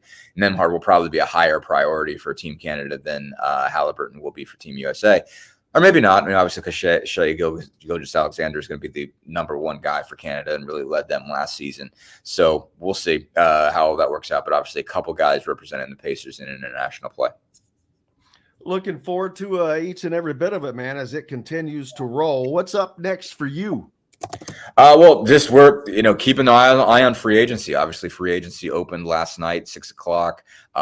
The Sixers get Paul George, so that is going to shift things a little bit in the Eastern Conference. Basically, they just re-upped Tyrese Maxey, so they're going to throw 3 max contracts out there. They got to find a way to fill the rest of that roster, so that'll be interesting. But just see all the shifts and moves. I mean, the Pacers obviously mostly have dedicated their money to keeping their own guys. Pascal Siakam obviously last, a little bit, when they could begin negotiations, they were able to do that earlier this year, right after the NBA Finals. They got him signed up pretty quick, or to intend to sign pretty quick to a 4-year, $189 million deal. Obi Toppin, according to not according to the reports, he's going to do it, is going to sign for a 4-year, $60 million contract. Still have a couple spots available. Jalen Smith declined his player option, and just right before I got on here, it was announced that he's going to sign with the Bulls. So they have a couple spaces to fill, and not a lot of money. They're over the cap, but they do have the non-taxpayer mid-level exception. So you get into salary cap talk there, but they have the opportunity to pay somebody up to $12.8 million and fit that underneath the cap. Don't know if they're going to do that or not, or if it does sound like they might just stand pat, but we'll see if they do it. Obviously, the Sixers have made a major push here. The Knicks went out and got Michael Bridges, so we'll see if basically, if the Pacers feel like they need to make a responsory deal to that, if there's something they still feel they need to be able to hang with those guys, because the Pacers have to view themselves as competing with Philly and New York and Milwaukee and those teams to kind of stick there as a Eastern Conference contender, because it's, they're going to ramp back up. Those are the teams you got to judge yourself against if you want to get back in to the finals and also hang with Boston in the East. So we'll see if the Pacers have any moves on them. They see like they might be fine sticking around or standing pat and keeping what they got, but we'll see if they look at anybody to try to add at least a little bit of talent in this cycle. Dustin Dopirak from the Indy Star. Thank you as always, my friend. We greatly appreciate you. Appreciate you, Jim. Thanks, guys. Enjoy your beautiful Monday. Up next, former national champion, Indianapolis native Kyle Guy joins us. The dizzy runs are upon us. We're back with more. Brought to you by the Ugly Grouper down on that beautiful Anna Maria Island, Florida. Whether you're already there or going to be in the area, make sure you stop by. They have incredible food, locally sourced seafood, your favorite cocktails and craft beers, as well as live music each and every day.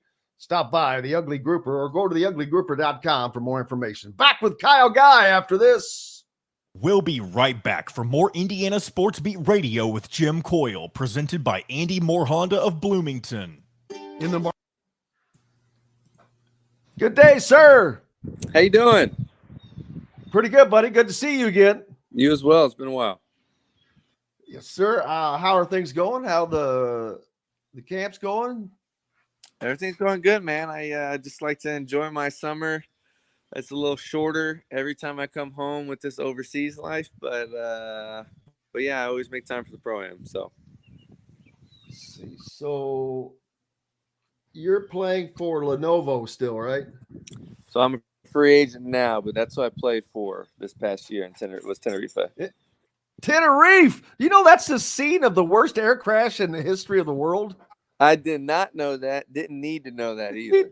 I knew he was going to say that.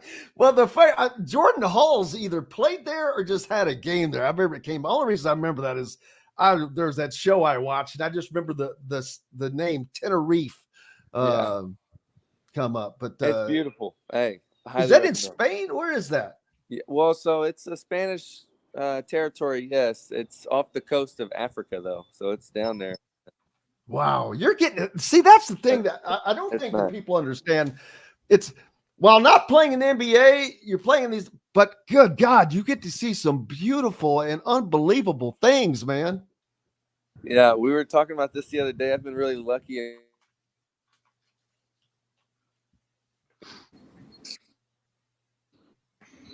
Oh, there we go. Lost you. There we go. Sorry. I've been very lucky and fortunate with the cities that I live in. So out of college, I go to Sacramento. That's warm. Then I go to Miami. That's warm and awesome. Then I go Barcelona. Not too bad. Then I go Athens and then finish in Tenerife this past year. So, yeah, you're definitely right. That is a plus side of playing overseas. If you're using your phone, can you turn it sideways? Like this? It's not set on landscape. That's all right. No big deal. Oh, I got you. Hold on. Let me see. There you go. There we go. Yeah. Filling the screen now, baby. So where is home there in Indy? Yeah, I live on the northeast side. I mean, I grew up in Lawrence, obviously. So I live I'm actually in Fortville, which I never thought I would live. But I like the peace and quiet, and I'm close enough to civilization. That's all a man needs, brother. I grew up in Greenville, Indiana, and it was, we didn't have a stoplight until they added one, which people were not happy about. But right, all right, 25 seconds, guys. Here we go. Market and Table, a part of the Wild Food Group, is your butcher, baker, and fish house, no matter where you live. This segment is brought to you by Reynolds Family Dentistry in Sellersburg. Welcome back to Indiana Sports Beat Radio with Jim Coyle, presented by Andy Moore Honda of Bloomington. Welcome back, Indiana Sports Beat Radio on this Monday. Getting your week started off right. Thank you so much for being with us as always. Brought to you by our good friends down in Sellersburg. Reynolds Family Dentistry. Go see Dr. J. He'll keep you with that championship smile. Joined now by a good friend of the show, Kyle Guy, former national champion with Virginia, former Lawrence Central player, Indianapolis native, and still playing in pro ball, but is back to run the Dizzy Runs. You got the Dizzy Runs going. You got camps going. It's a busy time for you, Kyle. Thanks a lot for joining us as always. Absolutely. Love to make time for you. It's good to hear from you. Absolutely. So this is a busy time for you, man. You got the Dizzy Runs, you got camps, you kind of got a lot of stuff going on. Yeah. So I was just, my wife gets on me a little bit because we do this 10-month season overseas, and I come back and this is supposed to be like relaxation, quote unquote vacation. But I work out every day. I do camps. I got a pro-am. I usually do my golf outing. So yeah, I like to keep these 60, 70 days, keep me on my toes. When and where is the golf outing? Well, unfortunately, I'm taking a year off from this. I just had my second son. He's 2 months. Congratulations. Now, thank you. Yeah. So decided to just take a little leap year for that. But yeah, we'll get back to that next year. Well, that's incredible. Congratulations to you guys. That's awesome to hear. I'm a little surprised that somebody hasn't grabbed you for one of the local TBT teams, even though that not necessarily an alumni of those schools. It doesn't always matter. I've noticed just grabbing a great player like such as yourself. Has any of them reached out to you? Oh yeah, I get a lot of calls about TBT. I have sworn to myself I will not play until Virginia has an alumni team. I always wanted to be a part of TBT though, so I actually own a team, and we play against Butler first round. Oh, what's the name? Fail Harder. Fail Harder. Yep. What is the name of it? Fail Harder. Yes. I did not know that was your team. Oh my gosh. Yeah, look at that. Learn something new. Yeah, well, I'm excited. So now you're also a team owner to add into this. Again. I'm telling you, I like to stay busy. What is owning that team? What have you learned from that, or is there how much involvement do you have on that? Dude, I feel like an NBA GM. I'm over involved. It's smaller money than what you guys were just talking about in that last segment, but I'm paying the players to play because I want to help them out and I want them to get something from it. It's been really fun because I'm kind of recruiting, and then I talk to people. I'm like, I can give you this much if you come play. I can give you somebody else a little bit less or a little bit more. We have a great coaching staff, like definitely the best in TBT. CJ Walker, who's my class, played at Tech, Ohio State, and Florida State. He's coaching. Bishop Smith, NAIA All-American, went to Warren Central. Jesse McClung coaches NAIA. We got like a stud lineup of coaches, and then player-wise, we got a lot of Indianapolis natives, which I'm all about putting on for the city. So. Absolutely. Any some names that people might know? We got a lot of under the radar guys. Kobe Webster won a state championship for Park Tudor, went to Nebraska. Jordan Walker, Jaimin Henson, they both went to Morehead State. Josh Price from Shortridge. We got a couple guys from out of state. Robert Woodard played with me in Sacramento. He went to Mississippi State, so he's one of my good buddies. So yeah, we got a good little team. We're excited to beat Butler at Butler. Yeah. Now, how cool is it though? I think it's awesome that the TBT is in Indiana and at Hinkle Fieldhouse. Of course, no better place to be. But it's not only should it be there. I think the championship should probably be in Indianapolis. I've been talking with the guys at TBT about doing it in Indy for the past 3 years as I've tried to get involved. This is a good step. I do think they're in Philly right now for the championship. I think we can for sure make that happen because the crowds will just be hard to beat in Indiana, and it's so centralized compared to the rest of their regions. I do think it makes sense. Well, when you're going to have teams from Butler, from IU, from Purdue, I think that the crowds are going to be pretty damn big. Yeah, I 100% agree. I wouldn't be surprised if Hinkle sells out.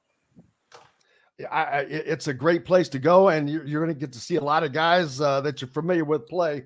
And Kyle Guy's team, I did not know that. So you learn something new every day. I love that. And talk about a busy guy. First of all, I want to mention, John, if you can put up the flyer for the camp. You've got a camp going on as well. This is week 2, right? This is for the Pro-Am, yeah.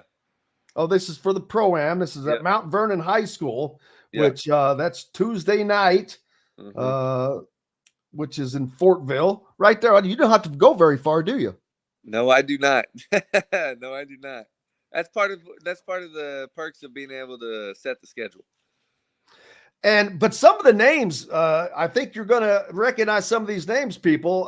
Kyle Guy, first of all, headlines it. Sean McDermott, Joey Brunk, Jeff Teague, Marcus Teague, Pierre Brooks, Bowden Kapke, Evan Haywood, Finley Bizjack, Kobe King, former Butler players, and current Purdue players, Trey Kaufman-Wren and Miles Colvin, which I'm a little surprised to see current college players play. I know that IU I don't think they let their guys play in things like this, but I was surprised to see a couple of Purdue active players in this. Yeah, so we're NCAA certified. I like to invite the college guys. Actually, most of those Butler guys you mentioned are still playing as well. So it's good for them. I put them on teams with veterans. So like I always put a college kid with Jeff Teague when he plays. Always put a college kid on my team, which is I usually do Miles Colvin. That's my guy on my team. Gary Harris actually said that he's coming on Tuesday, so we're pretty excited about that. So he'll have I just saw that, and I wrote that down, and I forgot to mention it. No worries. Yeah, he was the last second edition, so we're excited to have Gary, and it's high level basketball. It's entertaining. We take it very seriously, which I think most pro-ams struggle with. But we're in Indiana. We're trying to compete, get better. And these college guys, I allow a select few high school kids. We'll see Braylon Mullins this summer, not on Tuesday because it's moratorium week, but we'll see Brady Kohler. We'll see Harrelson. They'll all play this summer. And I think it's good for everyone to get acclimated with each other. We're all from Indy. We're all, we've all chased the same things or are chasing the same things. And, we have perspective and we can give back, on the court, obviously off the court as well, but on the court. And then we're here to do that. Well, looking forward to that. So first of all, when did you start the Dizzy Runs? How old is this now? This is my 3rd year doing it. That's what I thought. And this is my 1st year doing it at a different high school every week. I used to do it up at Mojo Up Sports Complex in Noblesville, which was amazing. We were sad to leave, but we were excited because last week was at Lawrence Central. This week is at Mount Vernon. Next week, we're going to go to the west side. I'm not going to announce the school. And then we'll go from there. We'll go central Indiana, north again, south, and then finish again on the east side. So we're hitting the whole 465 belt, trying to reach different communities and broaden our audience and just give our players also that nostalgic high school basketball feel. I've got a great idea. I think you should come on every Monday from now through this, and you can announce your new location each week. So, all right, here's where we're going to be this week, and boom, we'll bust that out there. But sign me up, Jam. I appreciate it. I'm down. You're in, brother. We're in. It's exciting, but it's also great for the state, for Indiana, the state of Indiana basketball. It's great for fans because being able to see these guys. It's hard to do. I mean, everybody is everywhere. Yourself, you spend 10 months out of the year out of the country. It's very, very difficult. And for you to put the work in on all this, that's amazing. I'm sure you get a lot of help and have a lot of support staff, but I know it's a lot of work on you. Yeah, no, it is a lot of work, but I really enjoy it. I mean, I'm firing off. I got to text at least 100 people a week to get this because I got 6 teams. So that's 60 players more or less. And I know basketball players, we can be a little flaky, a little last second. So, I'm on non-committal. these guys like, hey, you're coming, right? You're coming, da da da. So, and then obviously my support staff helps me out a lot. And I have a great team that helps me get it done. But yeah, I mean, seriously, just one of my favorite things that I do. This is why I am taking a year off from the golf outing, not the pro-am, because I love it too much. That's what it's all about. But I look forward to the golf outing coming back, and that'll be fun. We can just make this all into one big thing. We'll do the show from there. As a matter of fact, what was the impetus? What was the impetus for the Dizzy runs? And where did the name come from? Yeah, okay. This is a good story. So about 3.5 years ago, I was hosting these private open gyms for all the best players. You name it. All the guys that are playing in the pro-am, basically. Aaron Henry, Gary Harris was there, Teagues, everyone was playing. I was hosting these open gyms because I wanted to. My assistant coach was Rico Hines in Sacramento for the Sacramento Kings. He's an NBA player development coach. He has the biggest runs in the world. They're called Rico Hines runs in LA. And that's why everybody goes to LA to work out, to train in the summers. And I'm like, man, number one, we get all these great gyms, all these great players. Like, we need a place for players to get better. So I started these runs. Didn't call them anything. We're having open gyms twice a week. Well, who I was working with was Derek Grant. He's my trainer, always been there. He's a mindset coach now, but he was a Harlem Globetrotter. Wow. And his name was Dizzy Grant. He was a Harlem Globetrotter for, I want to say 8 years, maybe a little longer. And I always call him Dizzy, like messing around. But he was there, and he would give like a little speech before the open gym on what we're going to, try to accomplish from the day. So yeah, I was like, I love the name Dizzy. Let's go Dizzy Runs Pro-Am. And that's how we came up with the name. And yeah, so we're going on year 3 of the Pro-Am. I love it. It's great. I think it's very cool and very, very unique, but it's a great event for people to come out and, like I said, and see these guys. So looking forward, make sure they get out and support them. Head out there to Mount Vernon School again on Tuesday. Is it once? How often and how frequently are these happening? Yeah, so I do the private gyms once a week, but the private open gym once a week. But the Pro-Am is once a week as well. Just on Tuesday nights. We got a couple other good Pro-Ams in the city and in the state, and they occupy other days. So I don't want to. It's great for what it is. It's one day a week that we do. We bring in these food trucks, some small business vendors. We have a DJ. It's great. I don't want to overdo it with trying to get 60 guys twice a week. It gives us something to look forward to every Tuesday. And the fans, they love it. We were averaging like over 2,000 people a week when we were doing it at Mojo Up, and we had a good little turnout at Lawrence Central last week. And I think this week is going to be packed because of the list that we've already spoken about. Absolutely, it's incredible, and just keep firing them out. It's just a great, and moving it around. I think that is incredible because you're giving a lot of different people opportunities to view this without having to drive farther, and you're introducing it to more communities.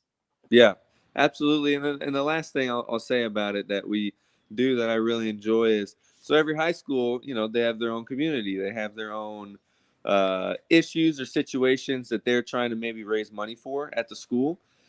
And, so maybe it's the robotics team, or maybe it's they need a new whatever they need. We'll help raise money for that with people. We'll set up a stand for it. And so the cool thing about what we're doing in Mount Vernon is it's a sad story. This kid, Sean, that played soccer in high school at Mount Vernon, was in a car accident. And so his whole soccer team's coming on Tuesday.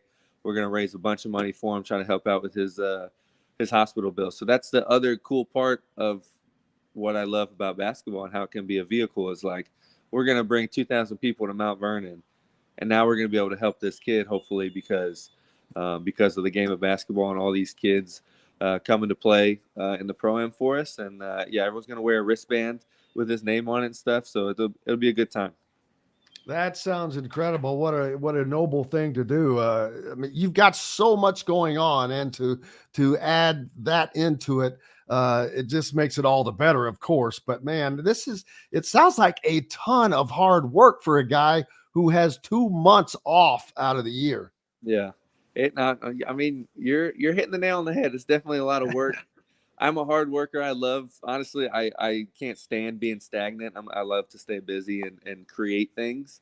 Now that we're in year 3, it's getting a lot smoother, a lot easier for me to do things because I know what I'm doing. I know how to delegate better, which I'm not great at because I'm kind of a control freak. But yeah, I mean, and doing it at the high schools helps a lot as well because they put on events all the time. They know what they're doing. They have a staff for these things as well. So it takes a load off my plate as well. I'm sure.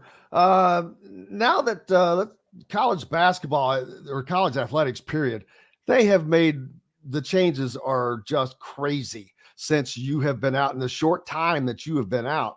But it's a different game of sorts now. Somewhat with the transfer portal, unlimited transfer portal, and all of that. How much would that have changed the teams you played on, or possibly changed your career, do you think? Well, lucky for me, since I've won, I don't want to change much. Now, I do think the NIL stuff, I mean, I think we would have made a lot of money. We were a hot topic, obviously. We probably would have lost some money too after losing to the 16th seed. But yeah, college basketball is a wild, wild west right now. I go up to Butler and play open gym with their guys once a week, so I'm always talking to Barlow and Diebler and Mata and them, and it's just different. The game's changing, but I'm happy that the players are getting paid. I just wanted it to. I need it to be a little bit more regulated for me. You want to see? So what do you like? What do you dislike about what's going on with the game today? Can you say hi? Hi. Hey, we got to have a name. Yeah. Can you say your name? Chance? Chance. Yeah, Chance. Hey, Chance. Chance, welcome to the show. Hey, thank you. They do. Sorry. Yeah, no. Listen, it's like I said, if we can just regulate a little bit better the NIL, I think that helps the coaches out because a lot of guys are getting burnt. It takes away like these in-home visits, these personal connections you have with players. It takes it away a little bit because, and I get it. I mean, and I will say that's how the world is. Like, you know, if you know Butler's offering a kid 100,000, but Kentucky comes in and offers $1 million. I'm going to go to Kentucky. And that's, that is a little bit the way the world works. So that part, I guess we kind of got to get over, but it takes away a little bit of the personal connection that the coaches have with these players. I think it's more transactional now, which I think is unfortunate for the game. So that'd be my biggest, I guess, pet peeve with it. But again, I'm happy they're getting paid and they do so much for the university and the NCAA. It makes sense. Yeah, the transfer issue is the one I have the problem with is being able to play for 4 schools in 4 years. No one has that ability. Players don't have that. Pro players rather don't have that ability. I agree. Yeah, I think if they would, I think they go back to it when it's like, okay, if the coach leaves, for sure, you have the opportunity to leave. And I would also say if once you graduate, you can leave as well, because like this Dalton Connect kid, like he wouldn't have had this opportunity, but he did it the hard way. He did JUCO, which obviously you leave there after 2, and then he graduates. Okay, now let's try to level up. If you can go to Tennessee or Indiana or wherever you can go, then I'm all right with it. So yeah, I agree with you. That's a big one too. That kind of bothers me. Kyle Guy, former national champion. He is the CEO of the Dizzy Runs, baby. Make sure you get out to the camps and to the Dizzy Runs each and every Tuesday. We'll put that up again later, and we'll have it up tomorrow as well. We'll put it up every day. Make sure you send me all the new stuff that comes out. Yep. And we'll look forward to it. The list, like I read off earlier, of guys that are going to be playing there continues to grow. Gary Harris also added to that list. So looking forward to it. Kyle, look forward to having you on again, and we'll discuss the next location. Yep. I'll talk to you on Monday, man. I appreciate you. You betcha. Kyle Guy joining us here on Indiana Sports Beat Radio. We appreciate him greatly, along with Chance. Can't forget about Chance as well. But, a lot going on there, man. A lot going on, period, this week. So a lot of basketball for you to still get out and watch all summer. It does not end. I mean, it just is ongoing, whether it's WNBA, it's the camps, the team camps that were going on, the AAU that were going on, the Dizzy runs that are going on. We got NBA, the NBA Summer League that's coming up as well. It's crazy. It just doesn't stop. Man, been a great fun show today. Appreciate everybody that appeared, including Kyle Guy, of course, Greg Rakestraw from the ISB Sports Network, Todd Leary, Dustin Dopirak as well. Man, loaded show. Big thanks to each and every one of you guys. Without you, we have no reason to be here. We're back tomorrow to do it again with Mike DeCourcy, Chronic Hoosier, and former Hoosier Charlie Miller will join us as well. So we've got another loaded show coming up tomorrow, and greatly appreciate all those guys and look forward to that. Until then, I'm Jim Coyle. I will see you on the radio. Thanks for listening to Indiana Sports Beat Radio. Be sure to subscribe to our YouTube page for more clips and team coverage of Indiana basketball, football, and more. You can also find full episodes and tons of other content on thehoosier.com. We'll see you next time for another edition of Indiana Sports Beat Radio.